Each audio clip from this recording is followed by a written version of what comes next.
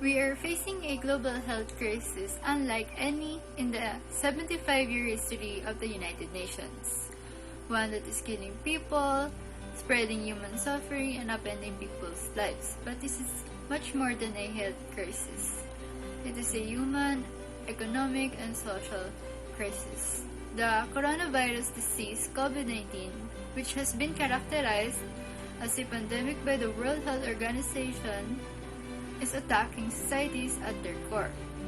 COVID-19 has affected my daily life and slowing down the global economy that affects my father's business abroad and the work of my mom. This pandemic has affected thousands of peoples and also affects our education and our spiritual life. My education has been affected by coronavirus since it was started. I thought I won't be able to continue my studies, but thanks to God, He provided all I need, especially financially. My faith has been challenged by this pandemic, but I am thankful that my family's relationship to each other and my faith comes stronger as we face it together.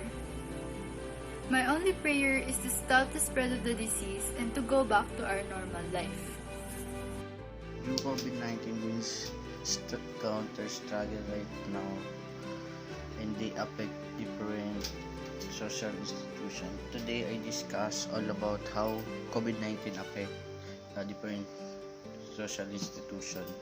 I have two institutions to discuss. First is all about education. Second is about health.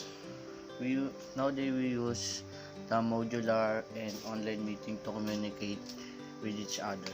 But other people don't have internet like in the province, and sometimes they have problems to internet, maybe unstable.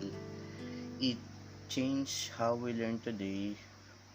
For me, my observation, I encounter some internet problems like unstable connection, especially to my classmate and even my teacher. The second affect so many activity in every subject. Sometimes they did not finish or accomplish on the time because of internet connection. We talk about the effects of COVID-19 in health. Nowadays, doctors and nurses or other frontliners, it's hard to them to work in society with COVID patients. Some frontliners can get positive, and it's difficult to cure the frontliner that has COVID-19 because they were tired from work, stress, lack of sleep, and lastly, they don't have energy left, and sometimes they don't have also enough food that can sustain vitamins to their body. As time goes on, it gets worse from the cause of COVID-19 in our world. And be safe. The effect of COVID-19 pandemic in religion. The COVID-19 pandemic has impacted religion in various ways, including the cancellation of the worship services of various faiths and the closure of the Sunday school,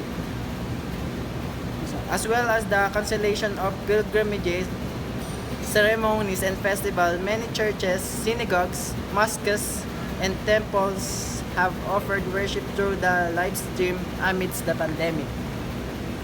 Relief wings of religious organizations have dispatched disinfection supplies, powered air purifying respirators, face shields, gloves, the corona nucleic acid detection reagents, ventilators, patient monitors, syringe pump and infusion pumps, and the food to affected areas. Other churches have offered free COVID-19 testing to the public and gathered together to pray for an end to the COVID-19 pandemic for those affected by it, as well as for wisdom for physicians and scientists to combat the disease. Ano?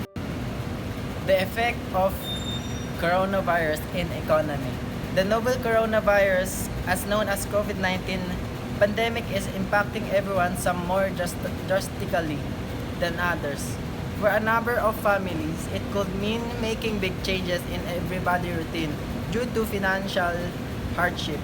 For other families, it could mean raised anxiety in children, tension in parenting, relationship, or general fear. Finding the new normal can be challenging as school and daycares are close with an end to this space still unknown. Cut muna. In talking with your children about COVID-19, it's important to first and foremost ensure that you have an open and supportive environment where children know they can ask questions. However, it's equally important not to force children to talk about things unless and until they're ready. In answering questions, be honest, and the children will usually know or eventually find out if you're making things up.